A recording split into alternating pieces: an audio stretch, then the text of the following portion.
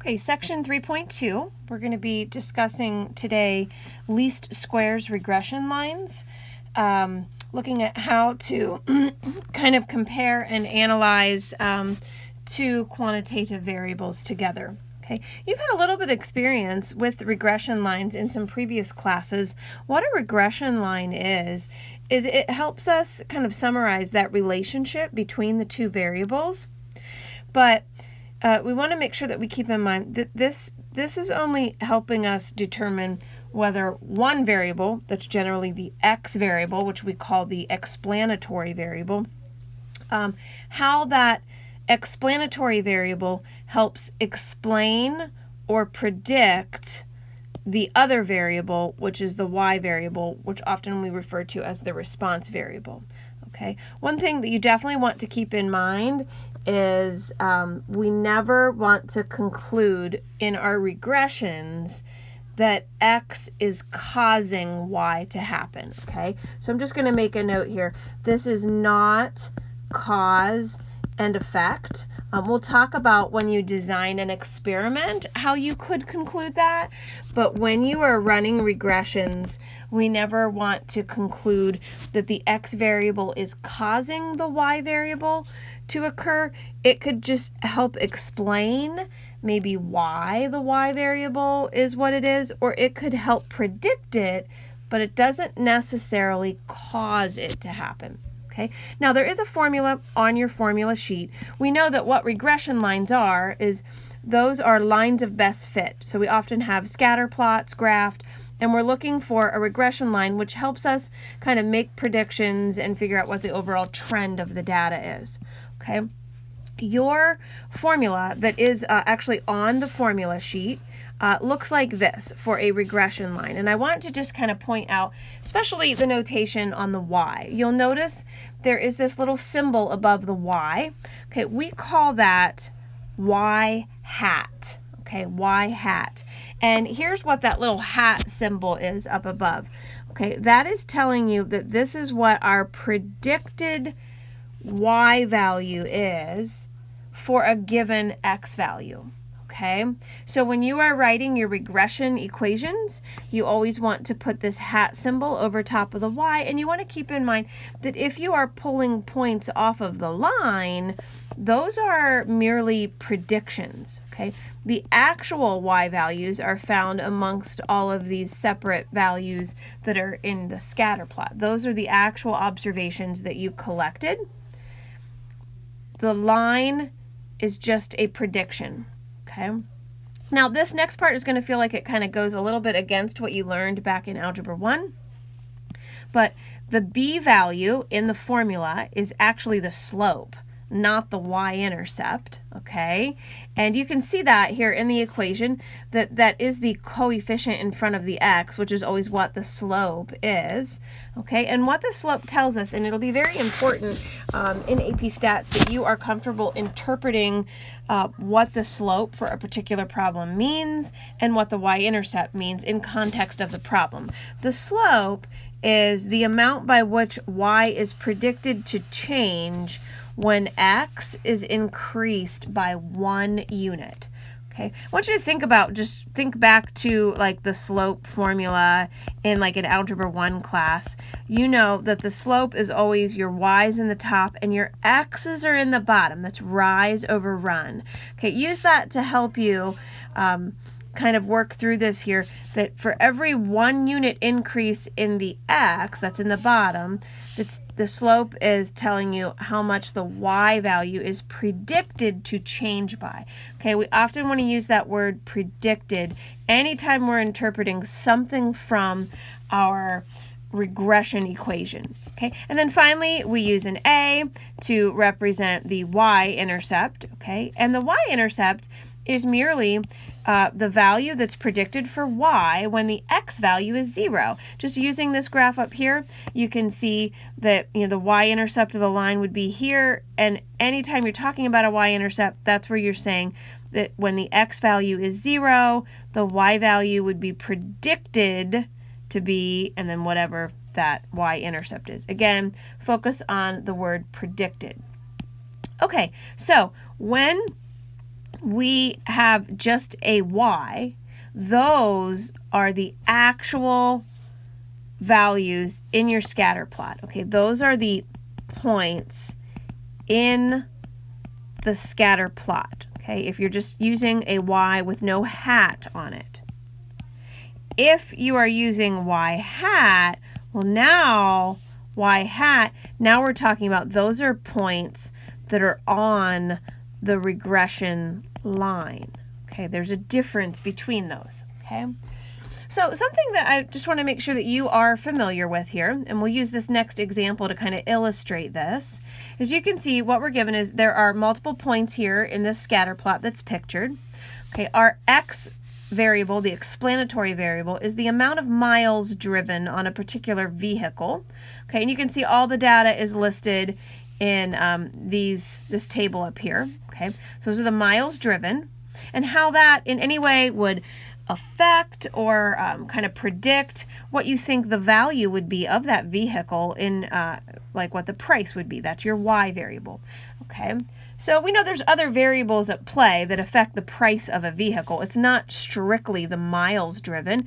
It could be how old the car is, whether it's been in any accidents, whether there's any body damage to the vehicle. And so that's why the miles driven doesn't cause the price of the car, but it does help predict it. It does, the other word we used up here is it does help explain it. Okay, so it's a contributing factor for sure. Okay, so in this picture, you know, all of these miles driven, the x values, which are here and here, those would have been put into L1, a list 1 on your calculator. Okay, you don't need to do this. Okay, then all the prices, those are the y values, those would have been inputted into L2, and we would have ran a linear regression, which at some point here in the notes, I'll refresh your memory as to how to do that. But that would have occurred, and we would have gotten this line right here, okay, which, well,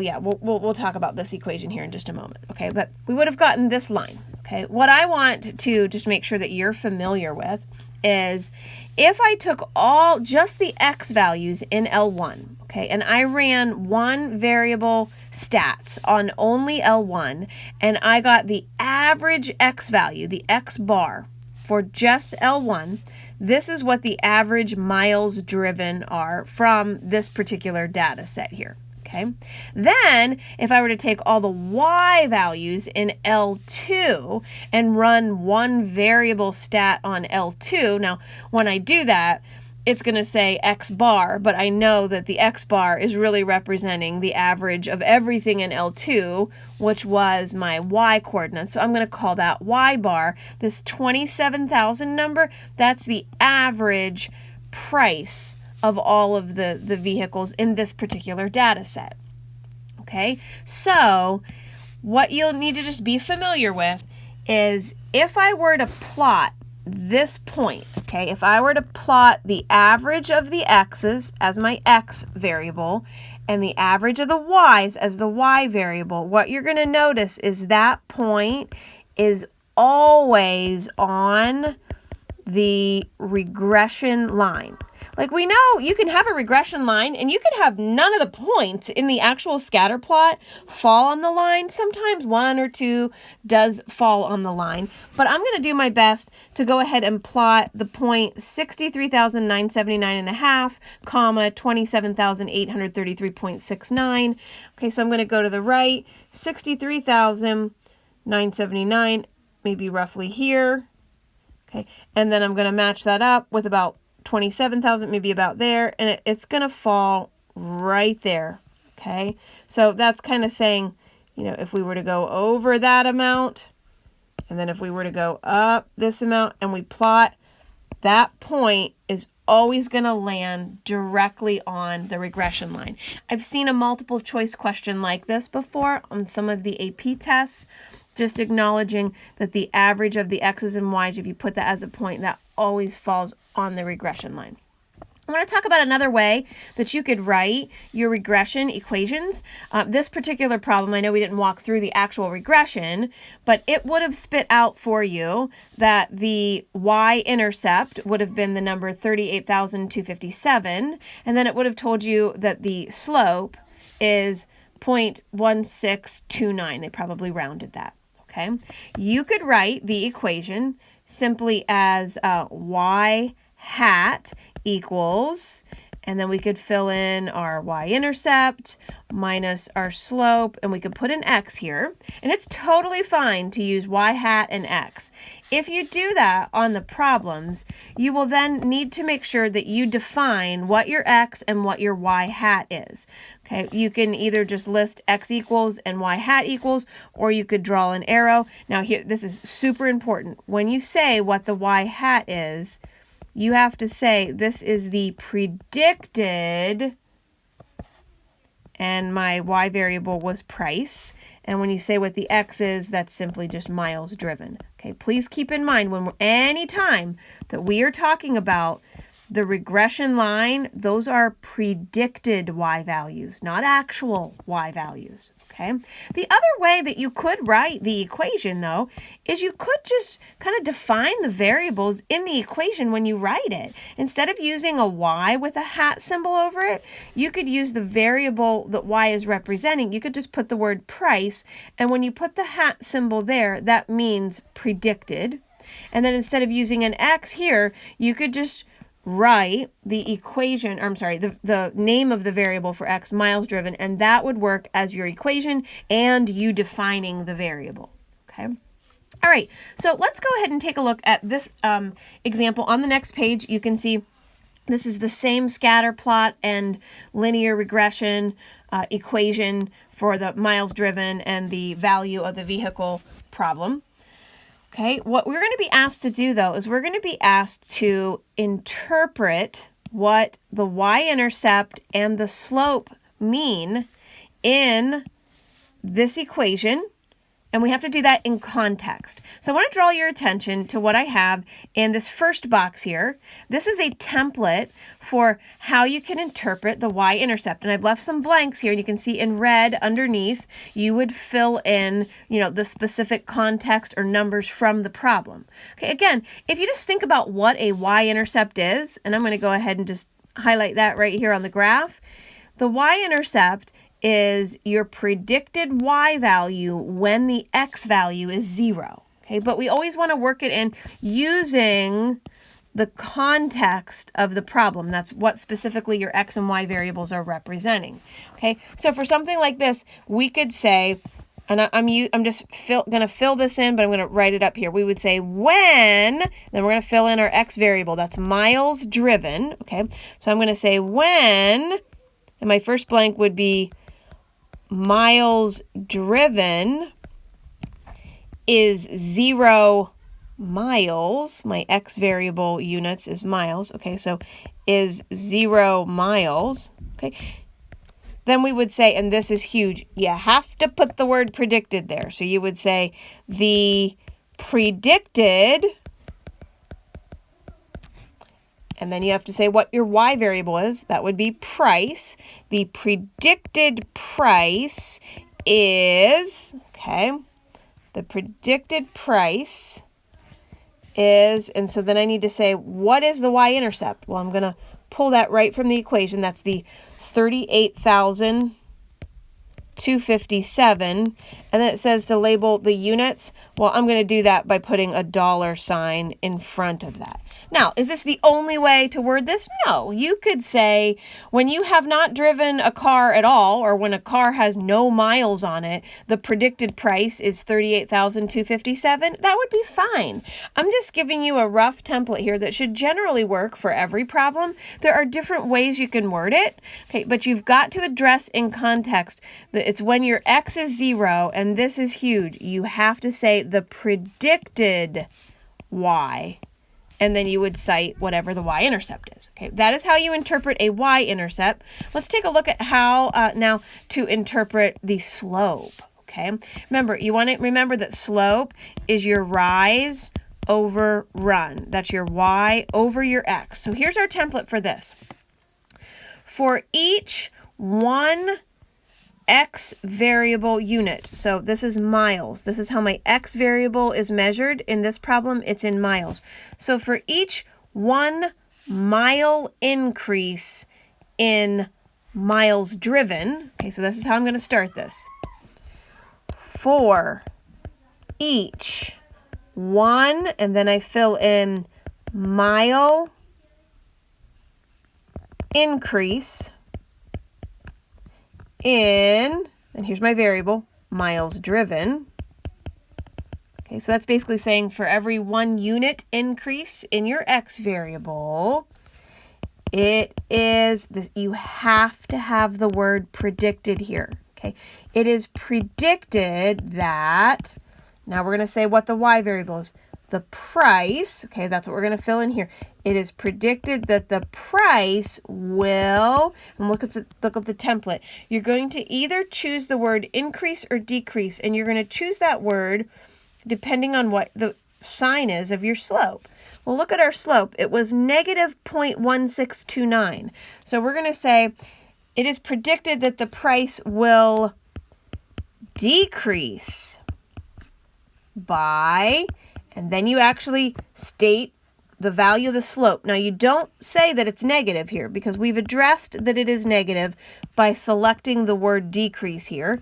And then finally your y variable units, which is price, and I'm just going to put that right there. Okay, so we're saying for every extra mile that you're driving on the car, it's predicted that your price is going to drop or decrease by roughly 16 cents.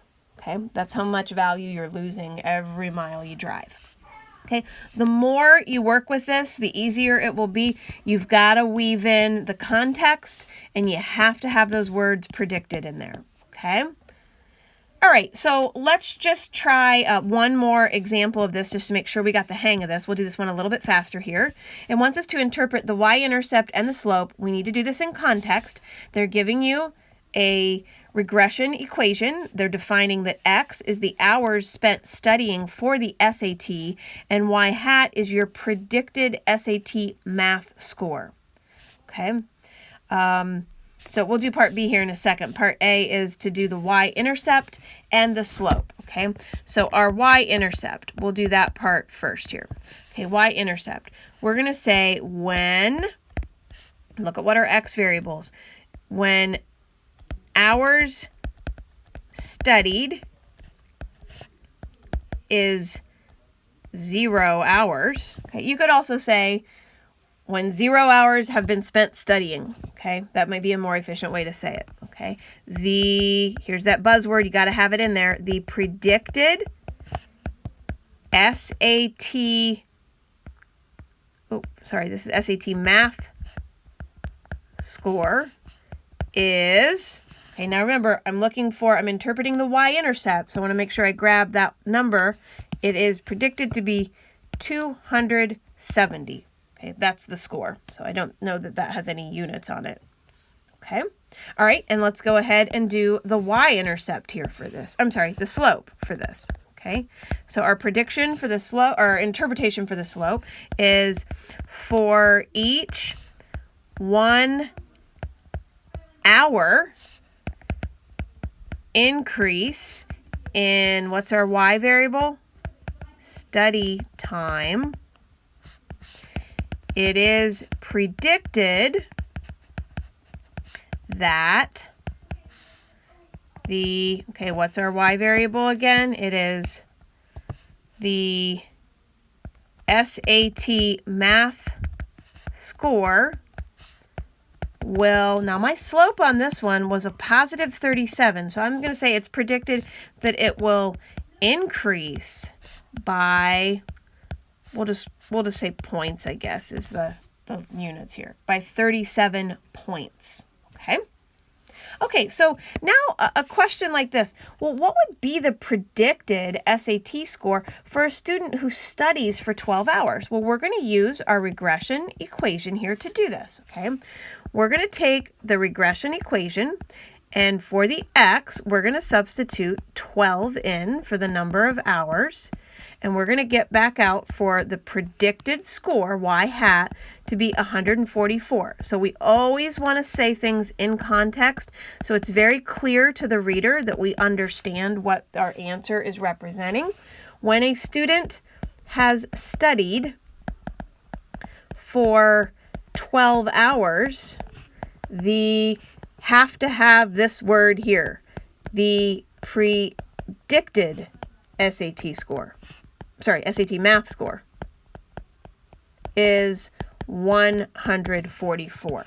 Okay, you have to have the word predicted. Also, it's very important that you're showing this substitution. Okay, the graders want to be able to see where you got that 144 from, so showing that substitution is doing that. Okay, one last topic here on this video, and it's this notion of extrapolation. Okay, you see this happening a lot in statistics. This is a bad thing. Extrapolation is when statisticians are using a regression line and they're making a prediction for an X value that is way far outside of the original interval of values that you were given to create the regression line. Okay, and I'll demonstrate this for you here, but you really want to make sure that caution is used if you're using your regression line to make some type of prediction that's way outside of the original X values. You know, that regression line, so for example, let's say that you have a scatter plot of X values, you know, right here, ranging from, let's say, 2 to 10. I don't have any context here, but okay. Well, you would want to make sure that if you were doing predictions, that you were keeping those predictions pretty close between only 2 and 10. You know, you can go a little bit smaller than 2, a little bit higher than 10, but you wouldn't want to use this regression line to be making a prediction for, you know, maybe an X value that's all the way over here at, say, 50. Okay, that is what we call extrapolation, when you're going way outside the original kind of interval of X values that you started out in the problem. And you're going to see how in this next example, this last example, how that's totally going to happen with this. Okay, so what we have here, it says some data were collected on the weight of male white laboratory rat for the first 25 weeks after birth. Okay, and it says a scatter plot of the weight in grams and a time since the birth in weeks shows a fairly strong positive linear relationship. Okay, here is the regression equation. Whoops. The regression equation is the predicted weight is 100 plus 40 times the time, which is the number of weeks since birth. So I'm going to go ahead and rewrite the equation over here off to the side so we can see this. Whoops. You can see this kind of clearly here. Okay, I'm going to go ahead and define the variables. X is the number of weeks since birth. Okay, that's your time. And y hat is the predicted weight in grams. Okay, number 1, it says, what is the slope of the regression line? Okay, so the slope is 40, and I should label that. Slopes are always rates. So think slope is rise over run. It's y over x. I should label what my y variable is in the top. That's grams. And then the bottom, the x variable. So it's 40 grams per week. Okay. And then it says, explain what this means in context. So they're wanting us to interpret this. So if we used our template, it would look something roughly like this. For every 1 week after birth, okay, this is like every 1 week increase. Okay, so every 1 week after birth, gotta have the word predicted, the predicted weight will increase, because our slope's positive, by 40 grams. Okay, by 40 grams. Okay, so every week it's going to go up by 40 grams. That's this 40 grams per week here. All right, let's go ahead and take a look at number 2. Here they want us to identify the y-intercept. Okay, we can see the y-intercept is the value 100. Then they want us to go ahead and kind of interpret that in context. We could say when there have been 0 weeks since birth. And maybe a better way to say that is at the time of birth. Okay, that's at 0. Okay, the predicted weight is 100 grams. Okay, it also would be fine to say at birth, the predicted weight is 100 grams. What would be wrong would be to say at birth, the weight is 100 grams. Okay, you have to say you are predicting that the weight is 100 grams. Okay, all right, number 3. Number 3 says predict what the rat's weight would be in 16 weeks. Okay, so 16 weeks, I'm going to use my regression equation. I'm going to go ahead and plug, oops. Oh my goodness, I'm so sorry. You guys probably noticed this way back yonder. I just now realized that I accidentally put an X right here after this 100. I should not have had an X there. When I was rewriting this equation, my X variable is time. There should only be an X after the 40, not after the 100. My apologies. Okay, I'm going to, let's see here, we said 16 weeks, so we're going to plug 16 in. We get 740 grams. We're going to interpret this. We're going to say 16 weeks after birth. The, again, predicted weight is 740 grams, okay? All right, so now to the extrapolation portion of this, okay? Number 4, it said, should you use this line to predict what the rat's weight would be when it's 2 years old, okay? They want us to use the equation to go ahead and make the prediction, and then we need to think about whether we think our answer is reasonable at all, okay? Whether we think that answer is in fact reasonable, okay? So keep in mind, they defined time to be number of weeks since birth. So if we're talking about 2 years, there are 52 weeks in 1 year.